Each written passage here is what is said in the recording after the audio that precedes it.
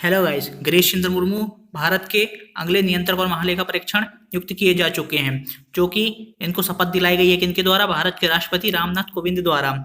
और ये कब शपथ दिलाई गई है? ये शपथ दिलाई गई है 8 अगस्त को। बता दूं मैं कि रामनाथ कोविंद कौन से क्रम के राष्ट्रपति हैं? ये 14वें क्रम के राष्ट्रपति हैं।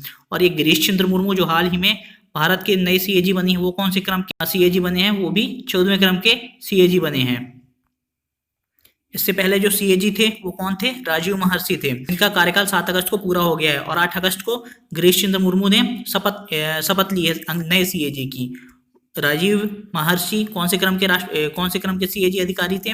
ये थे 13वें क्रम के। इनके स्थान पर कौन आ गए हैं? गिरीश चंद्र मुर्मू आ गए हैं। गिरीश चंद्र मुर्मू भारत के जम्मू कश्मीर के उपराज्यपाल थे, जिन्होंने 5 अगस्त को राज्यपाल के पद से इस्तीफा दिया था। और उनके स्थान पर गिरीश चंद्र मुर्मू के उपराज्यपाल के स्थान पर कौन आ गए हैं? अब आ गए हैं वहां पे मनोज सिन्हा। तो मनोज सिन्हा अभी वर्तमान में जम्मू कश्मीर के उपराज्यपाल हैं। गिरीश चंद्र मुर्मू 1985 बैच के आईएएस अधिकारी हैं, जो अभी 60 वर्ष के हुए हैं और जिनको 2019 में जम्मू कश्मीर का उपराज्यपाल नियुक्त किया गया था।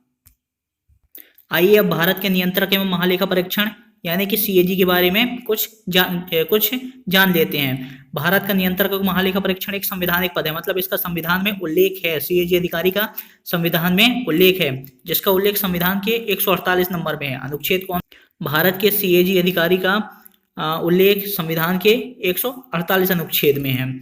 और क्या कहता है 148 अनुच्छेद? 148 के अनुसार सीएजी भारत सरकार की रिपोर्ट राष्ट्रपति को और राज्य सरकार की रिपोर्ट राज्यपाल को देता है। क्या?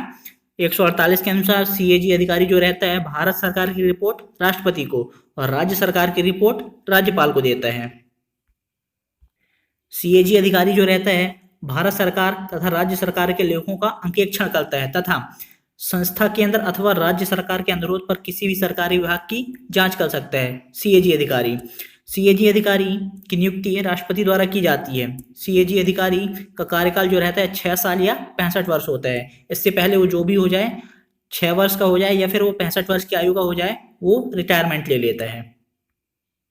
अब देखते हैं कि सीएजी अधिकारी को अपने पद से कैसे हटाया जाता है। सीएजी अधिकारी को संसद के दोनों सदनों, राज्यसभा और लोकसभा के विशेष बहुमत के साथ अयोग्यता प्रस्ताव पारित करके इसे पद से हटाया जा सकता है। यानी कि राज्य सरकार और लोकसभा के सदस्य जब सीएजी अधिकारी के खिलाफ अयोग्यता का प्रस्ताव रखेंगे तो इसे सिद्ध करके उसको सीएजी अधिकारी को हटाया जा सकता है। अब देखते हैं कि सीएजी अधिकारी की पेमेंट किस चीज से होती है। राष्ट्रपति, प्रधानमंत्री, सर्वोच्च न्यायालय और उच्च न्यायालय के न्यायाधीश की तरह सीएजी का वेतन भी संचित निधि के द्वारा दिया जाता है। संचित निधि से किस किस का दिया जाता है? राष्ट्रपति, प्रधानमंत्री, सर्वोच्च न्यायालय, उच्च न्यायालय और सीएजी, औरों का भी दिया जाता है, पर उसका जिक्र हम बाद में करेंगे। तो देखिए संचित निधि क्या है। भारत के संविधान अनुच्छेद 266 में संचित निधि का जिक्र मिलता है। कहाँ पे?